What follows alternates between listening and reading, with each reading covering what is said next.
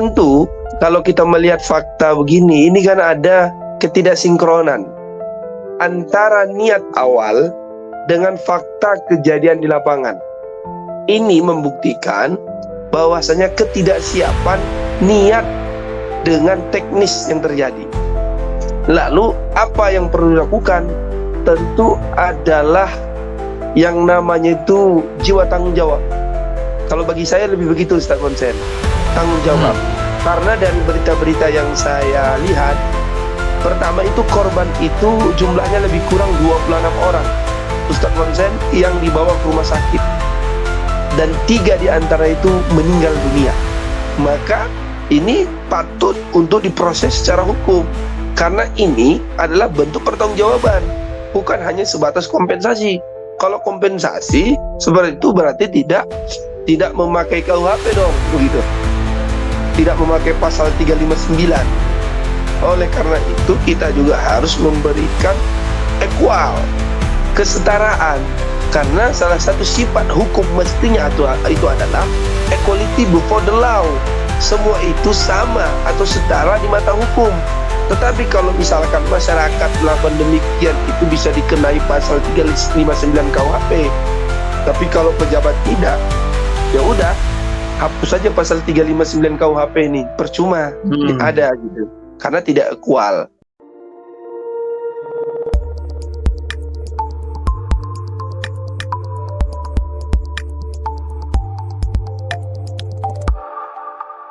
Bismillahirrahmanirrahim. Assalamualaikum warahmatullahi wabarakatuh.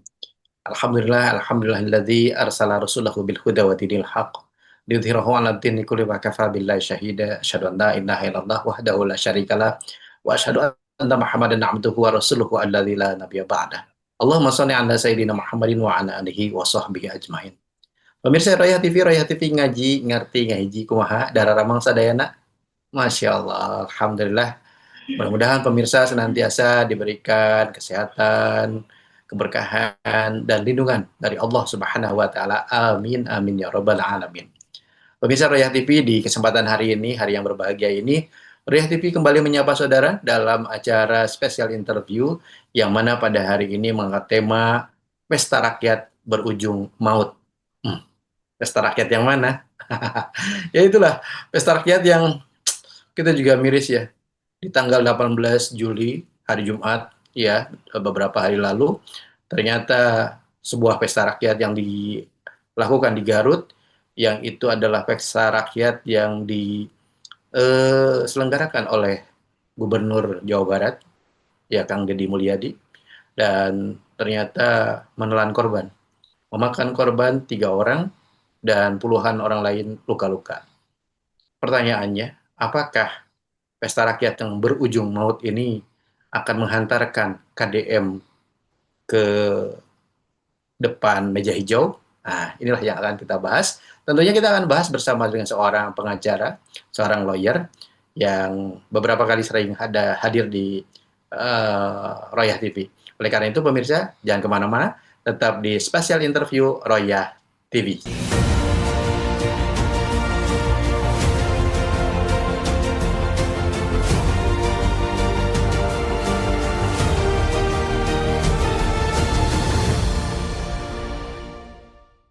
Baik, pemirsa Royah TV ngaji ngarti ngaheji. Kita akan melanjutkan pembahasan kita, yaitu tentang pesta rakyat berujung maut. Bersama siapa? Bersama dengan seorang lawyer kita, lawyer dari LBH Pelita Umat, yaitu Bung Riki Patamajaya. Assalamualaikum Bung Riki. Waalaikumsalam warahmatullahi wabarakatuh. Ustaz Konsen. Aduh, sehat Bung, sehat. Alhamdulillah sehat, walaupun rada sengau begitu, flu, batuk. Alhamdulillah, masa pemulihan. Kenapa nih? Aduh ya. Bung, punten nih ya, kita harus online ya. Tapi mudah-mudahan tidak mengurangi keberkahan dan juga semangat kita untuk terus mengungkapkan kebenaran dan keadilan. Baik Bung, 18 Juli 2025, hari Jumat, sebuah pesta rakyat berujung maut, 3 orang meninggal dan puluhan luka-luka. Terjadi di Garut dalam acara pesta rakyat yang itu adalah berupa rangkaian dari pestanya pernikahan putranya KDM. Menurut Bung Riki, fakta-faktanya sekarang itu seperti apa sih? Apakah memungkinkan KDM itu akan di meja hijaukan? Tafadhol Bang Riki. Jadi sebenarnya ada dua sisi ya. Ada dua Hmm, sisi yang saya lihat dari acara yang dilakukan oleh Pak KDM atas pernikahan anaknya yang ada di Garut. Nah, ya. yang mesti dipahami di sini adalah pertama itu ada niat, dari KDM dan juga anaknya karena melakukan hajatan, gitu ya, hajatan. Nah, berarti niat ini diikuti dengan teknis-teknis selanjutnya. Hmm, Ini pertama. Yang kedua, adanya adanya fakta hari ini. Kita harus membaca itu. Ada dua segi ini. Ada fakta kejadian yang menyebabkan orang luka-luka dan atau mati. Itu, hmm, bicara itu. Lalu kita melihat fakta kejadiannya. Tanggal 18 tersebut. Berkumpullah ribuan orang yang mana memang dikonsep sedari awal ini pesta rakyat. hmm, Ribuan orang tumpah ruah ke acara hajat nikahan anaknya KDM dan itu juga berketepatan calon mempelai wanitanya itu atau mempelai wanita itu adalah wakil Bupati Garut. Nah, wajar karena yang melakukan ini hajatan ini adalah orang-orang pejabat dan kita tahu juga besan KDM ini kan kalau tidak salah itu Kapolda Metro Jaya. Kapolda Metro Jaya. Jadi mestinya pejabat-pejabat ini sudah mendesain karena sudah diniatkan dari awal itu sedari awal.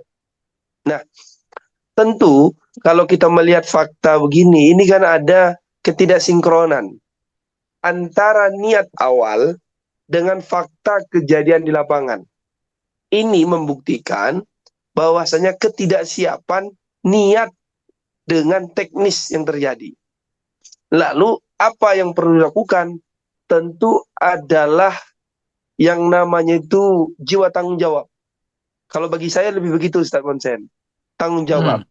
Karena dari berita-berita yang saya lihat, pertama itu korban itu jumlahnya lebih kurang 26 orang. Ustaz Konsen yang dibawa ke rumah sakit.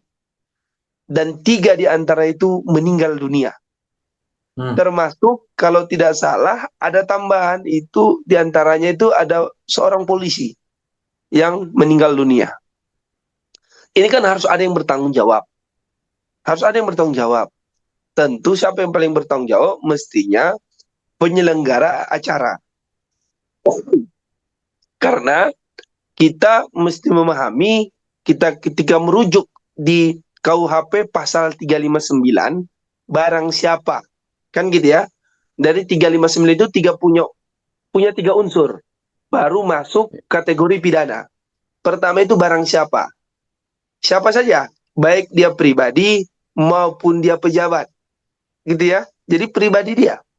Yang kedua itu melakukan kelalaian. Kelalaian itu apa?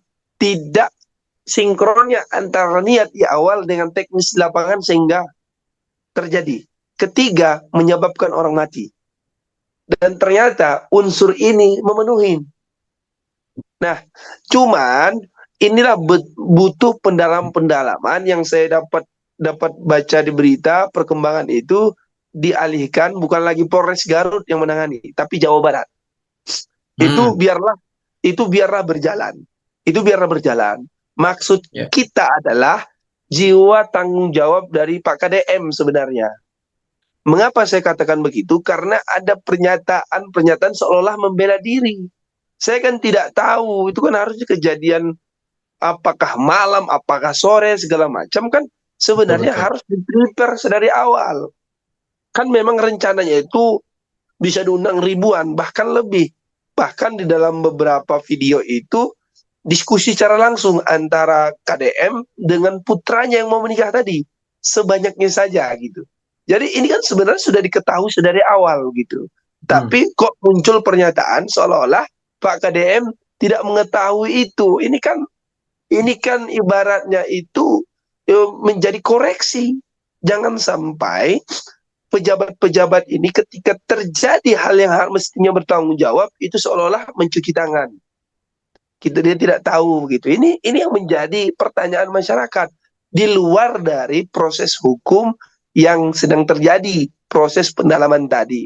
Jadi kalau ditanyakan bahwasanya bagaimana pasal di KUHP seperti yang saya sampaikan, pasal 359 KUHP, tinggal siapa nih yang nanti akan bertanggung jawab secara pidana. Nah, yang kedua, secara eh, yang memiliki hajatan mestinya bertanggung jawab, mengakui walaupun memang saya baca di media sudah ada kompensasi begitu. Tapi dalam artian ini kan ada tanggung jawab, bukan hanya tanggung jawab kepada korban yang ditinggalkan, tetapi juga masyarakat karena Pak KDM dan anak dan menantunya ini yang sudah melakukan hajatan ini adalah pejabat. Jadi tanggung jawabnya lebih luas lagi, bukan hanya sebatas korban atau keluarga korban, tetapi masyarakat. Karena apa? Karena Pak KDM, anak dan menantunya ini bukanlah masyarakat biasa, tapi mereka ini adalah pejabat-pejabat yang ada di negeri ini. Begitu, Ustaz Fonsen. Oke, baik. Eh, yang dimaksud dengan tadi tanggung jawab menurut Bung Riki itu tanggung jawab seperti apa untuk seorang pejabat? Apa tahu, Bung? Ya tentunya pejabat ini ada pertanggungjawaban sosial. Misalkan Hmm, kompensasi iya. Itu hal yang iya. mesti juga kita akui, itu benar dilakukan. Tetapi juga Hmm, ketika memang terdapat unsurnya ini, ada memang terdapat unsur kelalaian yang dilakukan oleh KDM misalkan, yang dilakukan oleh anaknya misalkan, atau menantunya, atau penyelenggara acara, maka ini patut untuk diproses secara hukum. Karena ini adalah bentuk pertanggungjawaban, bukan hanya sebatas kompensasi. Kalau kompensasi seperti itu berarti tidak memakai KUHP dong, begitu. Tidak memakai pasal 359. Oleh karena itu kita juga harus memberikan equal, kesetaraan. Karena salah satu sifat hukum mestinya itu adalah equality before the law. Semua itu sama atau setara di mata hukum. Tetapi kalau misalkan masyarakat melakukan demikian itu bisa dikenai pasal 359 KUHP. Tapi kalau pejabat tidak, ya udah hapus saja pasal 359 KUHP ini. Percuma hmm. ada gitu. Karena tidak equal. Begitu. Jadi tanggung jawabnya itu ada tanggung jawab sosial, pertanggungjawaban berani mengambil bahwasanya memang ada kelalaian. Yang kedua, ketika memang masuk unsur 359, maka layak untuk diberi sanksi secara pidana. Seperti itu, Ustaz. Oke, baik. Baik, terima kasih, Bung Riki. Artinya bahwa tanggung jawab yang seharusnya dilakukan oleh seorang KDM adalah ketika dia siap untuk di meja hijaukan, begitu, Bung, maksudnya? Iya, iya, memang Hmm. begitu. Kalau memang terdapat unsur tadi memenuhi unsurnya dan itu Ya, pelakunya itu adalah KDM atau anaknya, maka hmm. mestinya diproses secara hukum. Oke, Hatta di meja hijau, seperti itu, Ustaz.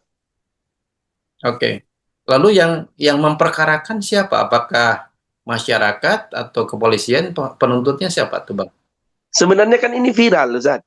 Kalau viral ini Hmm. sebenarnya yang namanya kepolisian itu ada hak mereka untuk langsung mengintervensi. Oke. Mengintervensi. Itu yang pertama. Yang kedua itu keluarga korban. Keluarga Hmm. korban bisa juga melakukan laporan begitu. Sehingga Oke. ini masuk gitu karena ini pejabat dan sudah viral, mestinya polisi itu masuk secara langsung. Dan itu yang saya tangkap detik hingga detik ini itu lagi diproses dan didalami. Tinggal bagaimana kita sebagai masyarakat ini mengontrol agar ini tidak jalan di tempat. Kita harus tahu apa nih hasilnya. Siapa nih yang bertanggung jawab secara keseluruhan, baik dia secara perdata maupun secara pidana seperti itu, Ustaz. Hmm. Oke. Baik. Baik, Bung Riki. Eh, Lalu pertanyaan berikutnya ya, bahwa ternyata kalau lihat dari kejadian-kejadian besar di negeri ini yang memakan banyak korban, ya contoh kayak tadi peristiwa pesta rakyat menuju maut, lalu juga peristiwa Kanjuruan 128 orang itu meninggal di stadion karena kelalaian dari petugas dan sebagainya. Nah, ujung-ujungnya itu ternyata sampai sekarang nggak tahu. Nah, oke, itu jangan dijawab dulu, Bung Riki. Kita akan bahas di segmen berikutnya. Baik, pemirsa Royal TV ngaji ngerti ngaji luar biasa pembahasan dengan Bung Riki Fatamajaya bahwa ternyata ya ada tanggung jawab yang mesti dibuka atau yang mesti disampaikan oleh seorang pejabat ketika memang itu ada unsur kelalaian. Apa itu tanggung jawabnya? Dia harus siap untuk di meja hijaukan. Persoalannya sekarang peristiwa-peristiwa yang terjadi di negeri ini ketika mengandung unsur atau melibatkan pejabat, jarang kita melihat ada pejabat yang berani masuk ke meja hijau diperkarakan atau memperkarakan. Baik, pemirsa, kita akan sama-sama bahas di segmen yang kedua. Oleh karena itu, jangan kemana-mana, tetap di Spesial Interview Roya TV.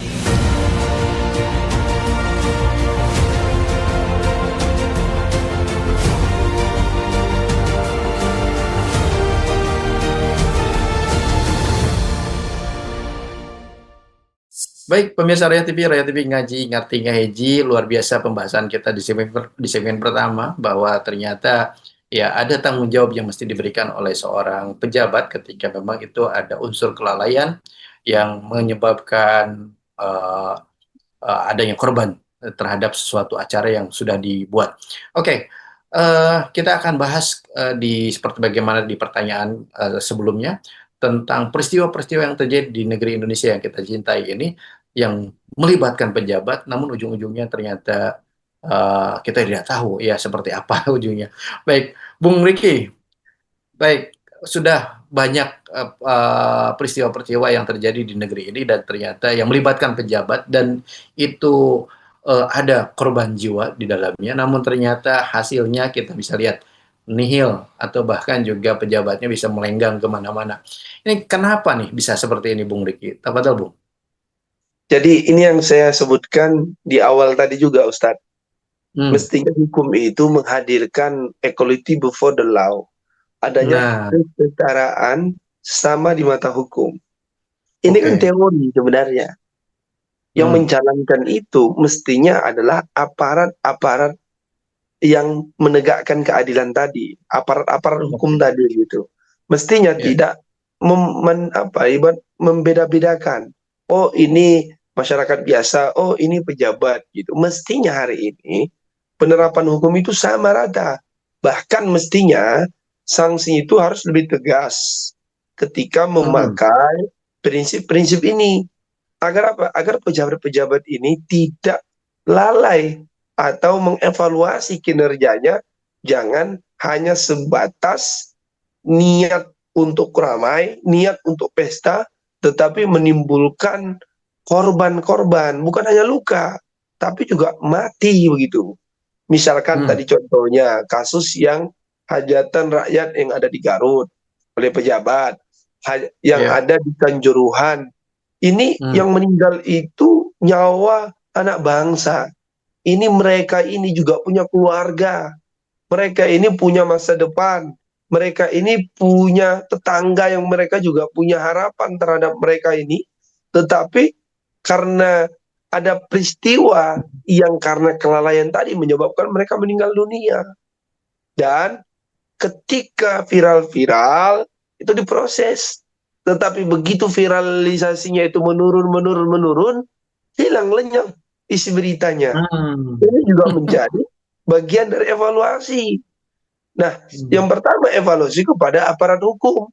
Aparat Ya. hukumnya ini kalau sudah viral, tetap dilakukan. Viral tidak viral, ini diproses gitu. Aduh, no Apalagi justice no melakukan, viral ya.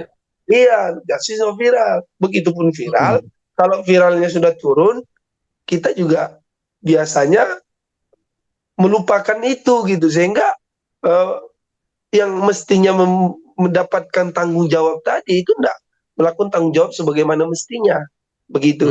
Nah, yang kedua ini juga evaluasi kepada masyarakat gitu, agar kita ini juga jangan sering lupa gitu, supaya apa, Nah, intensitas viralnya ini terjaga gitu.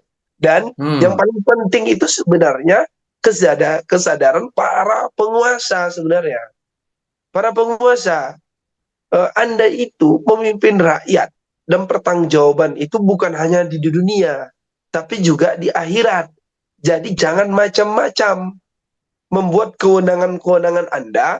Mungkin Anda itu bisa lepas hukum dunia, tetapi Anda pasti tidak akan bisa lepas dengan pertanggungjawaban kelak di akhirat. Itu yang harus dipahami oleh pejabat ini. Karena apapun ceritanya, pejabat ini punya relasi dan kekuasaan. Gitu. Sehingga mereka juga harus paham betul gitu. Bukan malah belum apa-apa sudah cuci tangan gitu. Seolah yang mereka itu bukan yang bertanggung jawab atas kelalaian. Tapi kalau terjadi prestasi di dalam acara itu, mereka menganggap ini karena aku, ini karena aku. Tetapi ketika ada kejadian-kejadian yang semisal, seolah-olah aku nggak tahu lah. Konsepnya itu bukan sore, mestinya malam, mestinya bukan pagi, mestinya sore. Kebalik-balik kita nih, gitu. Pejabat-pejabat ini harus benar-benar memahami pertanggungjawaban Anda itu bukan hanya dunia, tapi juga akhirat. Begitu, Ustaz. Iya, betul. Tadi menarik yang Ustadz bilang bahwa no viral, no justice. Bahkan juga ternyata ketika masyarakat itu, mungkin karena masyarakat Indonesia itu terlalu pemaaf ya. Ya udah maafkan aja. Oke, oke. Nah, itu sebetulnya ya yang harus di sini yang punya peranan penting tuh apakah nanti masyarakatnya atau si pejabatnya sendiri atau siapa nih yang punya tanggung jawab atau punya punya apa namanya peran penting dalam penegakan hukum ini. Tafadhol Ustaz Bung Riki. Sebenarnya penerapan hukum ini kan yang paling bertanggung jawab itu adalah penegak hukum itu sendiri, Ustaz. Penegak hukum itu Oke. sendiri. Karena apa? Karena subjektivitas mereka itu subjek. Mereka itu yang melakukan kegiatan-kegiatan penegakan hukum itu. Makanya Ya. penegakan hukum ini, apar-apar itu harus tegak lurus. Harus mengambil sikap yang tidak pandang bulu. Begitu. Itu yang pertama, Ustaz. Yang kedua, tentunya masyarakat. Karena masyarakat inilah yang bisa ibaratnya memviralisasikan begitu.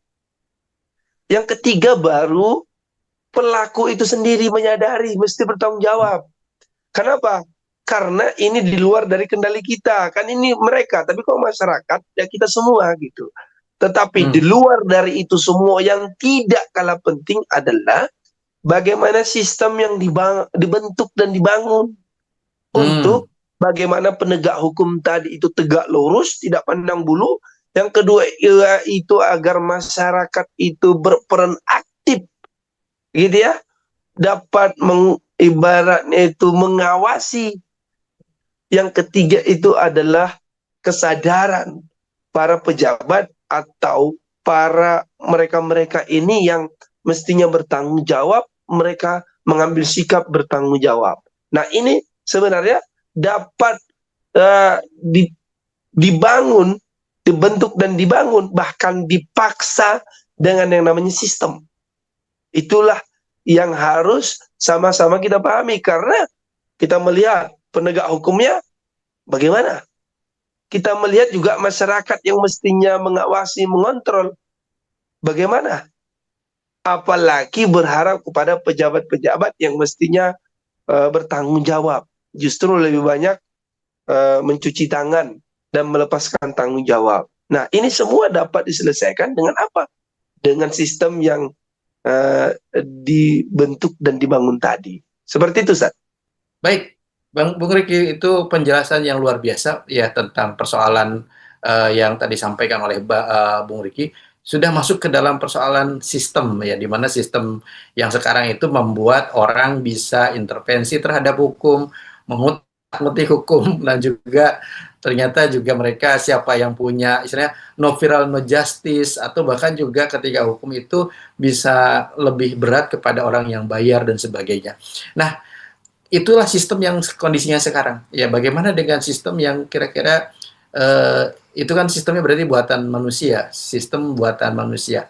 Bagaimana dengan sistem buatan Allah? Nah, ini kita akan bahas di segmen yang ketiga, Bung Riki. Baik, pemirsa Royal TV, ya penjelasan yang disampaikan oleh Bung Riki menarik sekali. Kita akan coba bahas tentang masalah sistem ini di pembahasan segmen yang ketiga. Oleh karena itu, pemirsa, jangan kemana-mana, tetap di spesial interview Royal TV.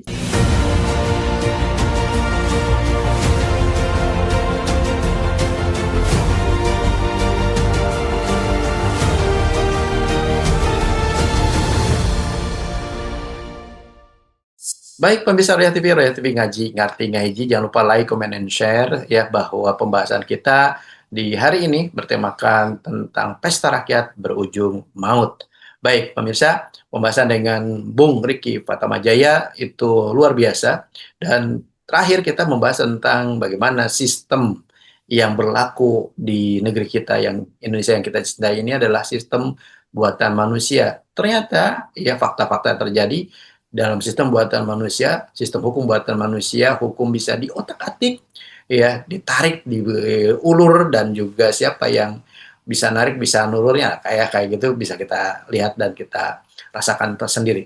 Bung, ini menarik tentang masalah sistem. Menurut Bung Riki, sistem sekarang di Indonesia ini yang dibuat oleh manusia itu apakah memang akan terus begitu, Bung?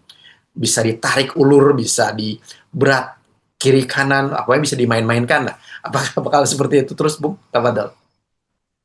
Jadi memang dalam teori bahwa ibarat kekuatan negara itu kan yang diambil sekarang itu adalah teori Montesquieu kan gitu ya. Montesquieu Okay. itu ada yang menafsirkan pembagian, ada yang menafsirkan pembedaan lah, pembagian masing-masing gitu. Ada legislatif, eksekutif, yudikatif. Ada pemisahan, ada pembagian. Kalau saya lihat, ini justru ada kolaborasi hari ini. Ada kolaborasi antara legislatif, eksekutif, yudikatif. Yang namanya kolaborasi, maka biasanya ada intervensi, Ustaz. Baik namanya intervensi kepentingan, intervensi misalkan yang lain-lain gitu. Itu semua terjadi begitu. Nah, kita lihat hari ini itulah yang terjadi. Itulah yang terjadi. Yang mestinya dia itu adalah eksekutif pelaksana, karena dia pelaksana, karena memang ada koordinasi, adanya ibaratnya itu hubungan yang semisal begitu, hingga misalkan itu tidak independensi lagi, baik legislatif, eksekutif, yudikatif. Sehingga melihat nih, apa yang sudah didapatkannya mungkin dari legislatif, begitu juga eksekutif, begitu juga yudikatif. Itulah dugaan kita, pandangan kita melihat fakta-fakta yang ada hari ini. Lalu ketika kita berharap dengan kondisi yang seperti ini, misalkan tadi yang saya sampaikan, bagaimana aparatnya itu tegak lurus, tidak pandang bulu, masyarakat itu yang mestinya itu mengontrol, mengingatkan gitu ya, dan tentunya para pelaku-pelaku itu, para eksekutif-eksekutif dalam artian penguasa-penguasa ini yang paham betul terhadap tanggung jawab, ini tidak akan berlaku maksimal. Kenapa? Karena tidak dasari atas sistem yang dibentuk dan dibangun tadi gitu. Apa tadi? Ya sistem yang mana itu kalau sekarang adalah sistem kapitalis hari ini, sekuler hari ini, dibentuk hari ini, maka hasilnya ya demikian. Maka berharap keadilan atau rasa keadilan dengan sistem hari ini itu, demokrasi itu seperti punduk merindukan bulan, itu tidak akan terjadi. Seperti itu. Itu yang pertama. Yang kedua, karena sifatnya hukum ini memaksa, maka sistem tadi itu mesti memaksa untuk pejabat bertanggung jawab, baik perdata maupun pidana, untuk memastikan masyarakatnya itu bukan apatis, tetapi proaktif untuk mengontrol kejadian yang ada. Ibaratnya mengingatkan ketika penguasanya itu melakukan kelalaian atau juga sengaja melakukan tindakan-tindakan yang tidak semestinya. Yang ketiga itu adalah memaksa para yang namanya pejabat-pejabat ini mau tidak mau mesti bertanggung jawab lebih terhadap rakyatnya. Kenapa? Karena mereka sudah paham betul ketika jadi penguasa, ketika jadi pejabat, mereka punya tanggung jawab lebih, seperti mereka memiliki kewenangan lebih dibanding masyarakat umum. Seperti itu, Sat. Oke, berarti kalau begitu bahwa sistem hukum yang mesti diberlakukan di dunia ini khususnya, ya, itu adalah sistem yang bukan buatan manusia. Artinya bahwa itu Betul. adalah sistem dari Allah, begitu ya, Bung Riki? Betul, Ustaz. Jadi kan sebenarnya begini, Hmm. dari peradaban-peradaban yang ada, itu senantiasa diupayakan. Ini kalau ada kejadian hari ini dibentuk hukumnya hari ini. Ketika terjadi lagi dirombak agar sesuai dengan kebutuhan hari ini. Inilah yang dimaksud kelemahan manusia dalam membentuk hukum. Berbeda dengan hukum yang dari Tuhan. Ya, ini Allah Subhanahu wa taala. Allah lah yang sudah menciptakan alam semesta, manusia, dan kehidupan ini. Sehingga Allah itu sudah mendesain secara sempurna bukan hanya kebutuhan hari ini, bukan hanya kebutuhan masa lampau, tapi kebutuhan yang akan datang. Semua itu sudah terjawab. Itu di antara yang paling urgen. Kenapa? Karena manusia ini sifatnya terbatas. Ketika dia lihat fakta, dia hukumi fakta tersebut, buat ketika ini misalkan mesti diatur hari ini. Berbeda dengan Islam. Islam itu hadir, hukum Islam itu hadir, itu sebelum peristiwa itu ada, sebenarnya hukum itu sudah ada. Sudah Allah tentukan. Dan pasti itu menjawab semuanya. Pasti itu adil. Tapi kalau buatan manusia, sudahlah sifatnya terbatas, dan biasanya itu sesuai dengan pesanan, dengan kepentingan mereka-mereka yang sedang memegang jabatan atau yang sedang berkuasa hari ini. Itu sebenarnya, Ustaz. Jadi sebenarnya kalau mau disimpelkan demikian. Simpelnya apa? Ketika pakai hukum buatan manusia, hal-hal seperti yang kita bicarakan tadi itu akan terus dan terus terjadi. Yang dapat memutus hal ini, menyelesaikan hal ini adalah hukum yang datangnya dari Allah Subhanahu wa taala. Dan itu sudah pernah dilakukan dan menjawab semua persoalan yang ada. Persoalannya kita mau terapkan lagi atau tidak. Itu aja sebenarnya persoalannya, Ustaz. Masya Allah, Masya Allah, luar biasa.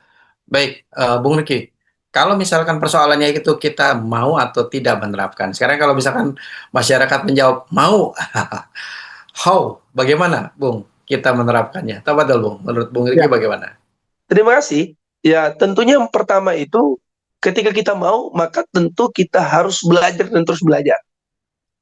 Inilah yang kita lakukan ini. Program yang kita lakukan ini saat pencerahan hari ini kan bagian dari hal itu. Yang kedua itu adalah menyampaikan kepada masyarakat yang belum belajar agar belajar seperti yang kita pahami, karena tidak akan pernah terjadi sesuatu hal kalau mereka itu belum memahami terlebih dahulu.